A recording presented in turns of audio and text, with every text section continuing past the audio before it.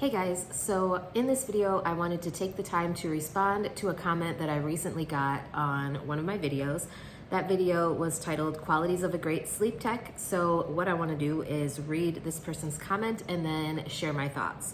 So this comment said, "Hi Robin, thank you for your video. Do you think an introvert can do this job?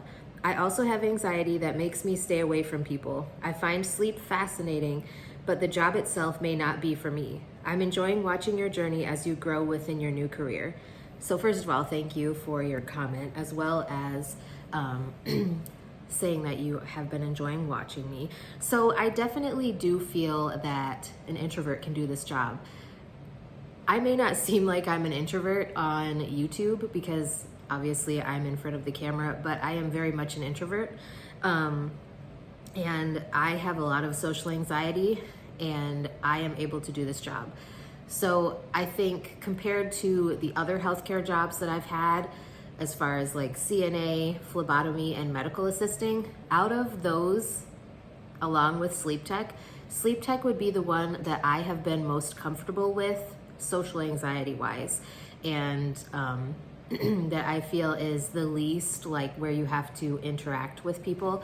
I mean, obviously you do have to interact with patients to a certain extent, but once you get the patient hooked up and into bed, you're really not interacting with them very much. You're basically watching them sleep or watching them try to sleep. And like, unless they need something from you, you really don't have to interact with them until you have to get them up in the morning, or if something goes wrong during the night, like a lead falls off or something like that, then obviously, depending on the lead, you may have to go in and replace it, or move the lead if there's some sort of interference going on. So I do definitely think that an introvert could do this position. I really do find that sleep medicine is interesting myself. I feel like it correlates with a lot of the stuff that I was learning in my neuroscience classes. For those of you who don't know, I have it on hold currently, but I have been working on my bachelor's degree in neuroscience. And so going from working as a medical assistant in the clinic, I had a lot of interaction with patients. Obviously, like all day long, there were patient after patient after patient coming in. You have to talk to them. You have to be able to form at least some sort of a little bond with them, even if it's just to get through the rooming process. Whereas as a sleep tech, you know, we have a max of 2 patients a night because we are a smaller lab, and so we only have 2 beds. So the most we would have is like 2 patients and a parent, or 2 patients, because if we have a pediatric patient under a certain age, they would have to have a parent stay with them. We do allow some teenagers, depending on the circumstance, to stay without a parent as long as we have their parents' permission.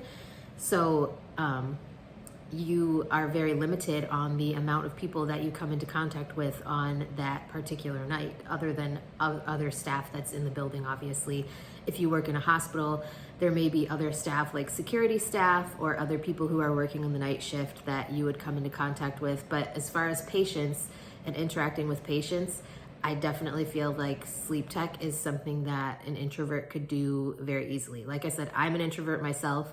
Even though I share a lot of my life online, I really don't like large crowds of people. Like I said, I have social anxiety, and I do love my job as a medical assistant, but I do like kind of how sleep tech is a little more relaxed.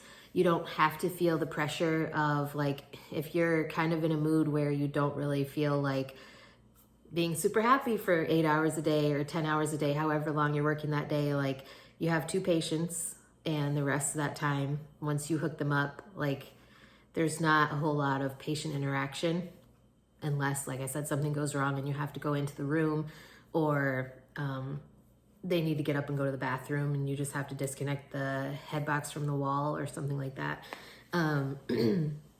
So yes, I do feel like an introvert can do this job. I think the most nerve-wracking thing about my job as a sleep tech has been the training aspect.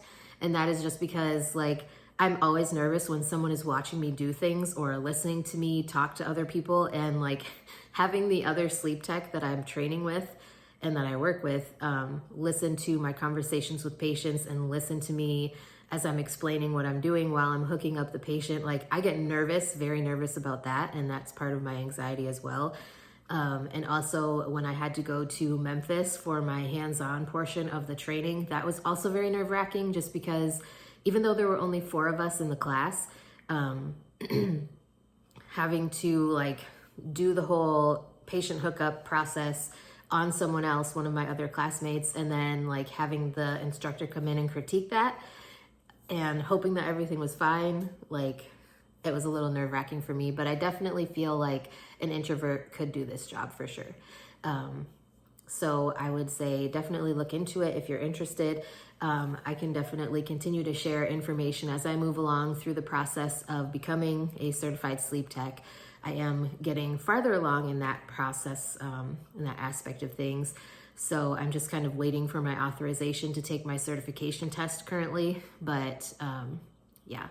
Anyways, if you have more questions, I'd be glad to share my knowledge and my thoughts. And if there's any specific topics you would like me to address in the future on my channel, please be sure to let me know. I'd be glad to get something filmed for you. And with that being said, I will talk to you guys probably tomorrow.